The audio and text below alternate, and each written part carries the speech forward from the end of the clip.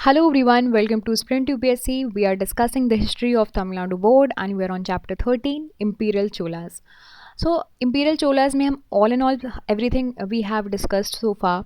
We discussed about the Raja Raja one, Rajendra one, Cholas administration. अब हम पढ़ने वाले हैं इस सेशन में socio economic life, education and literature, art and architecture. So these three things will be discussed in this particular session. So stay tuned for this. So start करते हैं socio economic life. अब चोलास के वक्त पे किस तरह की सोशियो इकोनॉमिक लाइफ थी। तो कास्ट पहले बात करेंगे हम, ठीक है, कास्ट सिस्टम की।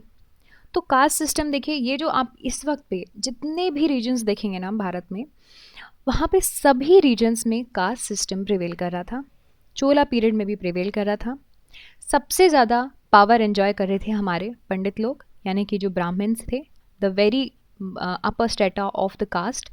ठीक है, तो ब्राह्मण सबसे ज़्यादा जो है प्रिविलेजेस एंजॉय कर रहे थे। इसके साथ यहाँ पे आ गए थे क्षत्रियास भी, यहाँ पे किसी कुछ लेवल तक प्रिविलेजेस एंजॉय कर रहे थे।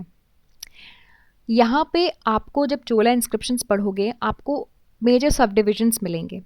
ठीक है, दो डिविजन्स थे कास्ट सोसाइटी में, वलांगाई एंड इडांगाई कास्ट।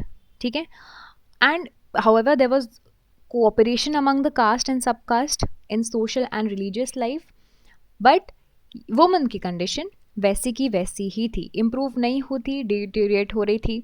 अब देखिए, जब जिस भी सोसाइटी में सती की प्रैक्टिस की जाती है वहाँ पे आप किसी भी हालत में ये नहीं बोल सकते कि वुमेन की कंडीशन अच्छी थी। ठीक है, तो सती की कंडीशंस अभी भी यहाँ पे थी, स्पेशली रॉयल फैमिलीज़ में सती का सिस्टम अभी भी चल रहा था। देवदासी सिस्टम, ठीक है, ये भी आपका था, यानी कि देवदासी सिस्टम क्या था, dancing girls, they were attached to the temples. Okay, आप देखिए, आप देखेंगे ना, ये टेम्पल्स जो भी इस वक्त से हमें मिले हैं, यानी कि हमें जो भी टेम्पल्स इनके टाइम से मिले हैं, वहाँ पे आप देखेंगे बहुत सारे इंस्क्रिप्शंस। ठीक है, वो इमेजेस में you will see the devadasi dancing girls, तो उससे भी आपको वुमेन की कंडीशंस मिल जाएगी कैसी थी, कि उनको किस तरह से या फिर किस नज़र से देखा जाता होगा। Now talking about the religion, so both Shaivism and Vaishnavism अच्छे से फ्लरिश हो रहे थे यहाँ पे। टेम्पल्स भी बिल्ड किए गए। ठीक है, चोला किंग्स क्वीन सब ने टेम्पल्स बनवाए, और टेम्पल्स सबसे बड़े सेंटर्स थे इकोनॉमिक एक्टिविटी के। ठीक है, कैसे थे, क्योंकि temples they were very influential part. ठीक है, मठा had very great influence during this period. Agriculture industries flourish किए। ठीक है, फॉरेस्ट वगैरह, फॉरेस्ट के लैंड्स जो थे वो रिक्लेम किए गए, and there was a construction of irrigation tanks. ठीक है, अब इरिगेशन टैंक्स बनाओगे तो किस चीज़ में अच्छा होगा, किस चीज़ में आपको बेनिफिट्स मिलेंगे, ऑफ कोर्स एग्रीकल्चर में। अब एग्रीकल्चरल सबसे अच्छी एक्टिविटी थी, एग्रीकल्चरल से अच्छा प्रोड्यूस आएगा तो पैसा भी अच्छा आएगा उस देश में। ठीक है, फिर weaving industry, particularly silk weaving, ठीक है, कांची में बहुत ही अच्छे से फ्लरिश किया।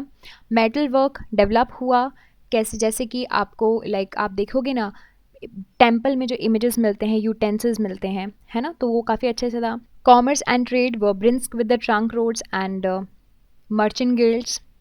Gold silver copper coins issue किए गए थे। आप इमेज देख लीजिए, गोल्ड कॉइन, राजा राजा चोला के वक्त का जो कॉइन है वो इस तरह से आपको मिला है। कमर्शियल कॉन्टेक्ट्स आपको मिलेंगे दूसरे देशों के साथ, जैसे कि चाइना, सुमात्रा, जावा, अरेबिया। तो इनके पास देखो सदर्न पेनिनसुला थी।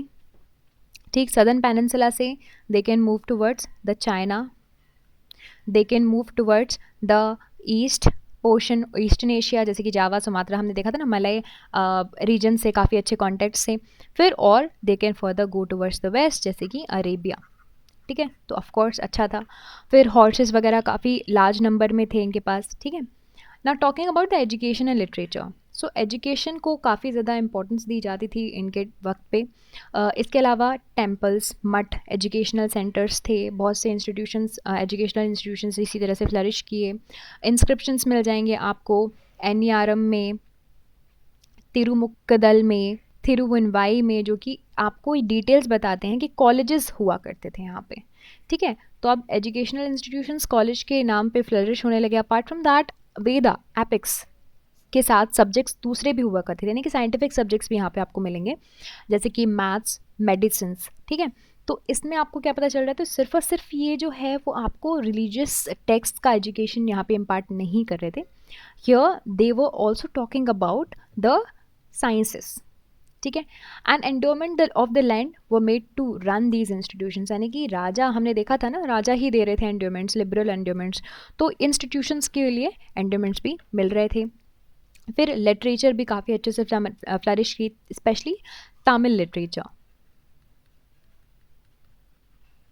और it went into the peak.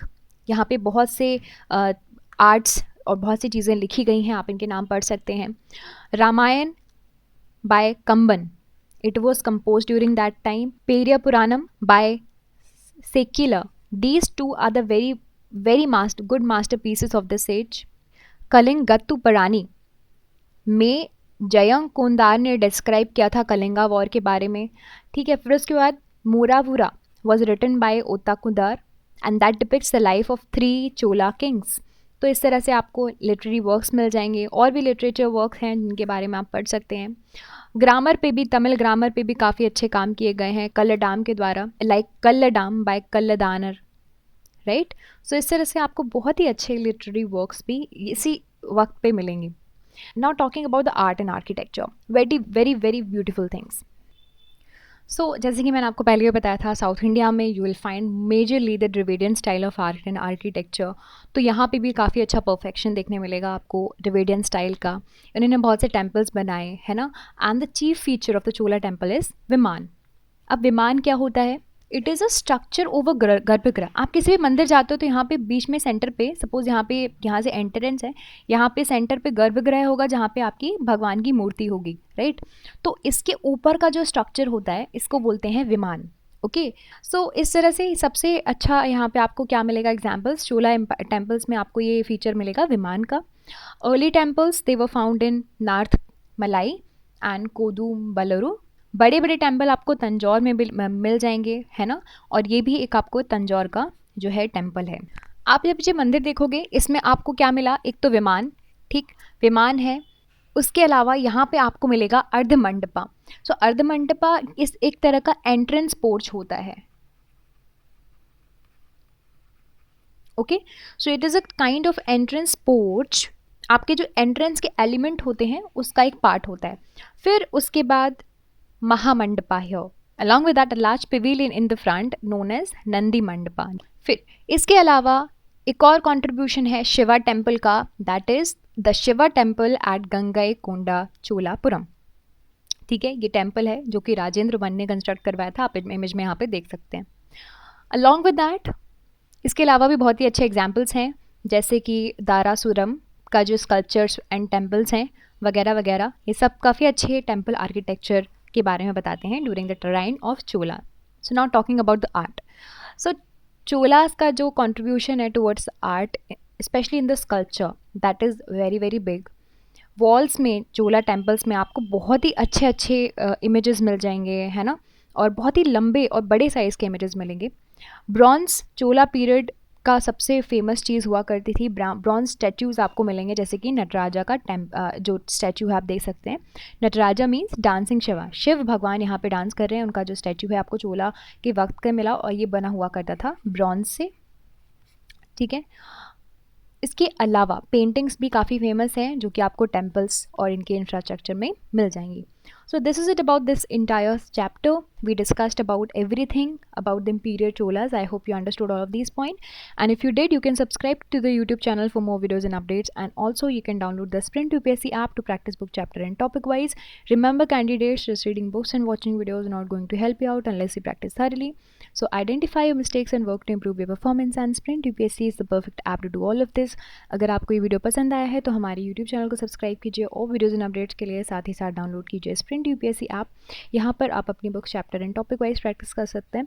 देखिए, सिर्फ बुक पढ़ने से और वीडियोस देखने से मदद नहीं मिलेगी. जब तक आप अच्छे से प्रैक्टिस नहीं करोगे तो अपने मिस्टेक्स को जानिए एंड परफॉर्मेंस को इम्प्रूव कीजिए. और स्प्रिंट यूपीएससी इसके लिए परफेक्ट ऐप है. I will see you in the next video. Thank you very much.